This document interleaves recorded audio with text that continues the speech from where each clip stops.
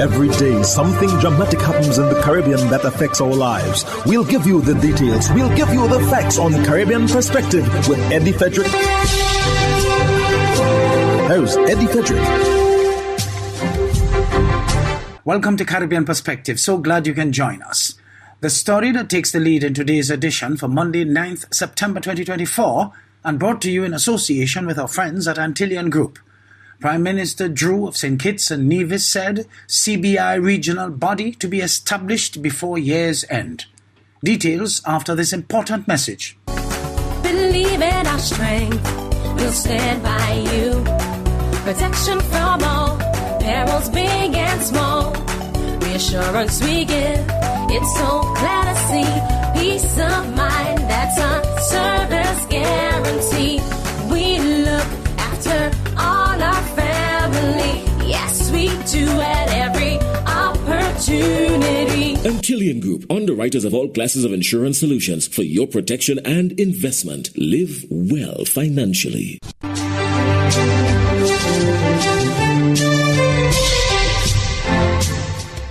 Welcome back. A regional regulatory body is to be established before the end of 2024 to oversee the operations of the Citizenship by Investment programs in member countries of the OECS that signed the Memorandum of Agreement on CBI operations in the Eastern Caribbean, according to Dr. Terence Drew, Prime Minister of St. Kitts and Nevis. Glenn Bart of SKN Newsline has this report. Dr. Drew was a guest on the 4th September program Issues SKN, aired on Freedom 106.5 and hosted by E.K. Flanders. Prime Minister Drew indicated that the regional regulatory body is among several initiatives included in the MOA that was signed by all OECS member states that operate CBI programs. The other thing is that we are setting up a regulatory body. This is another highlight, a regulatory body. That regulatory body is going to be set up before the year's end. Mm-hmm. And they're going to regulate all of us, just like the central bank regulates, just like you have different organs like ECHA when they deal with the whole issue of flights and planes, and they regulate. The telecommunications, they regulate. This is a body that will also regulate the CBI program. Okay. So those are two critical aspects of it. And then the other one that would be a highlight as well is if you are denied in one country, you are denied in the whole region. The whole region. So if you are denied in Antigua, it does not make any sense to apply to anybody else. Okay. So for a long time, they have been trying to reach this MOA, achieve this agreement. But I think, even before the elections, I said this will be one of my priorities because I see where he was heading. He was heading to lose the program, EK. He was heading to consider a financial risk, international security risk. It was a very serious and critical matter that could have undermined the integrity and the stature of the region. Again, the Prime Minister said that the restructuring of the CBI program for St. Kitts and Nevis means less revenue achieved from the program this year. Glenn Bart reporting for SKN Newsline. In other news, U.S. Secretary of State Anthony Blinken has traveled to Haiti to show the United States' support for the multinational effort to combat gang violence in the Caribbean nation. Blinken arrived in Port-au-Prince on Thursday, where he met with Interim Prime Minister Gary Cornell and announced a new surge of humanitarian aid. More in this Al Jazeera English report. The battle against gangs continues in Haiti as the Haitian National Police and Kenyan security forces try to bring some type of stability to the Caribbean nation. Secretary of State Anthony Blinken landed in the capital Port-au-Prince to try to set up a path forward to secure presidential elections next year. We've seen the Presidential Council be stood up, the government, the Prime Minister stood up, the arrival of Kenyan colleagues to support the police in this critical security mission. We're starting to see results from that, all with the objective of putting Haiti on a path to elections next year. Blinken also announced an additional $45 million in aid. Since the killing of President Jovenel Moïse in 2021, Haiti has been in chaos, with the gangs gaining control over 80% of Haiti's capital. and forcing the resignation of interim Prime Minister Ariel Henry. A 9-member transitional presidential council was set up earlier this year, and a new prime minister was appointed to try to guarantee some governance. The progress we've achieved so far is actually quite remarkable. In under 100 days, the presence of the force here has been essential in working closely with the police so that we can start solving very difficult situations. Last year, the United Nations approved a multinational security support mission to deploy forces from Kenya and other countries to help battle the gangs. The first Kenyan forces arrived in June. The UN mission is struggling with lack of resources and funding, with Canada and the US providing the bulk of the money. But many Haitians have doubts the United States will be able to help solve the country's problems.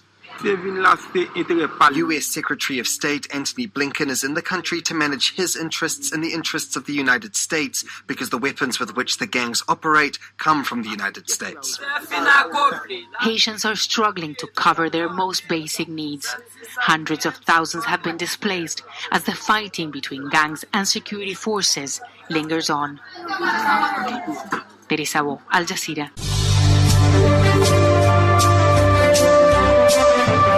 You're listening to Caribbean Perspective with Eddie Frederick, in association with our friends at Antillean Group, underwriters of all classes of insurance solutions for your protection and investment. Live well financially. The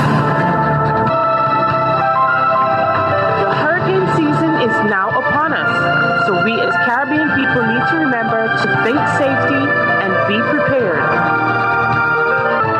Avoid venturing outside during a storm or hurricane, especially if there are strong winds. Rooftops and other debris are often blown about and can cause great damage.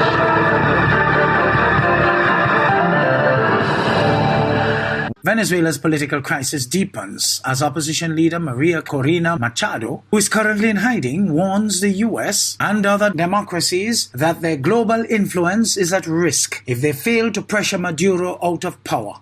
She dismisses claims that forcing Maduro to acknowledge election fraud is futile. The political tension in Venezuela remains high, with the opposition determined to challenge Maduro's legitimacy. Al Jazeera's Latin American editor Lucia Newman reports. The arrests in Venezuela continue. The latest include 11 people detained in connection with last week's massive power outage, which the government alleges was an act of sabotage by opponents. An American sailor, allegedly on vacation in Venezuela, is now also under arrest and accused of involvement in a destabilization plan to attack embattled President Nicolás Maduro. But from an undisclosed location, opposition leader Maria Corina Machado insists the government has never been weaker. We are never going to give up. Machado, who is in hiding, says she will not seek asylum or leave the country. Every day that goes by is harder, that's true. And riskier, that's true.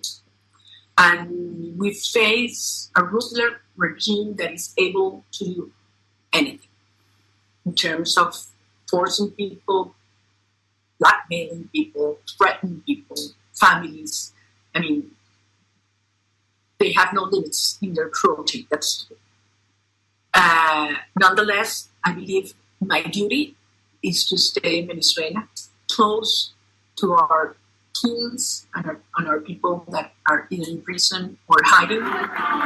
The whereabouts of Edmundo González, who is widely believed to have won July 28th's presidential elections by a landslide, remain unknown since an arrest warrant against him was issued last week. Machado insists it's critical for Western democracies to increase pressure for Maduro to step down. If a conflict so urgent and profound and that represents such a risk to a threat to the security of a hemisphere cannot be addressed and solved, then it seems very unlikely that other conflicts further away can be solved. Venezuela's most wanted fugitive, as the government calls her, says her main responsibility is to maintain the opposition movement's will to fight, to resist the demoralization that has paralyzed it so many times before. Lucia Newman, Al Jazeera. Antigua and Barbuda's Prime Minister Gaston Brown has emphasized the importance of transatlantic ties between the Caribbean and African continent as Antigua and Barbuda prepared to celebrate Africa CARICOM Day on Saturday, September 7th. The Antigua and Barbuda Reparations Support Commission has also unveiled several activities this month to mark the observance. Kim Emmanuel Baird of ABS News reports on this issue. Fellow citizens of Antigua and Barbuda, the Caribbean community, and Africa, I bring greetings and best wishes for a productive future as we commemorate Africa CARICOM Day 2024. It was the late Marcus Messiah Garvey who once said, and I quote, "If we as a people realize the greatness from which we came, we would be less likely to disrespect ourselves." Remarks from Prime Minister the Honorable Gaston Brown to mark Saturday's Africa CARICOM Day and to remind residents of their special ancestry. On September 7th, 2021, African and CARICOM leaders met with a common goal in mind: to strengthen ties between Africa and its descendants living in the CARICOM region. A number of diplomatic commonalities laid out the framework for a program of future cooperation between Africa and CARICOM. And at that summit, they also declared September 7th as Africa CARICOM Day. This is essentially what we are celebrating at this point in time. Chairman of the Antigua and Barbuda Reparations Support Commission, Ambassador Dorbreen Omard, explains this significant day will continue to help foster more appreciation for the Pan-African and CARICOM culture and history.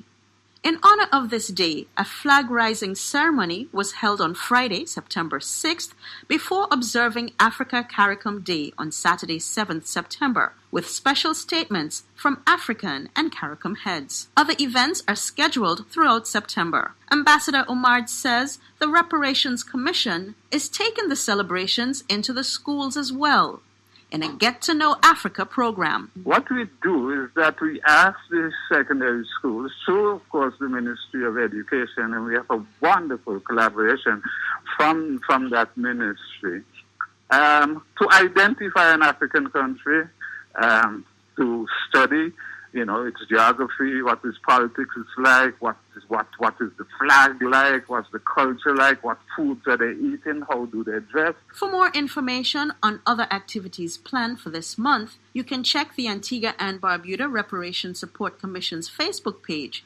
As well, stay tuned to all ABS platforms.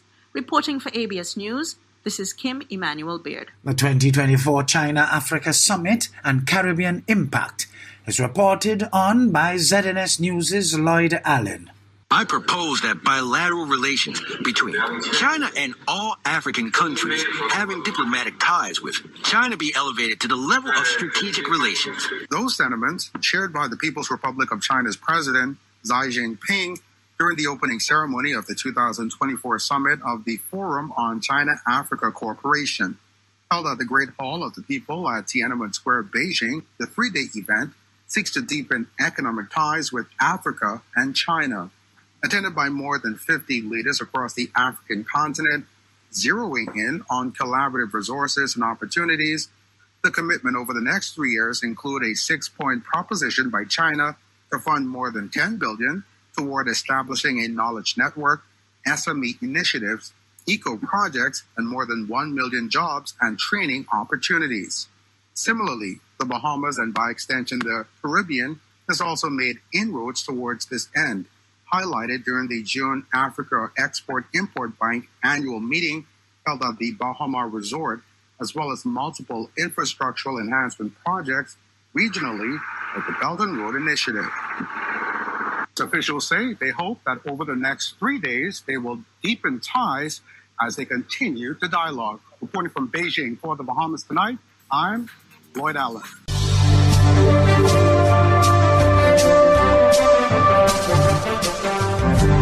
I am Eddie Frederick. This has been Caribbean Perspective, a whole new approach to highlighting developments in the Caribbean. In the meantime, please follow us on Facebook and subscribe to our YouTube channel for daily regional news and more, in association with our friends at Antillean Group.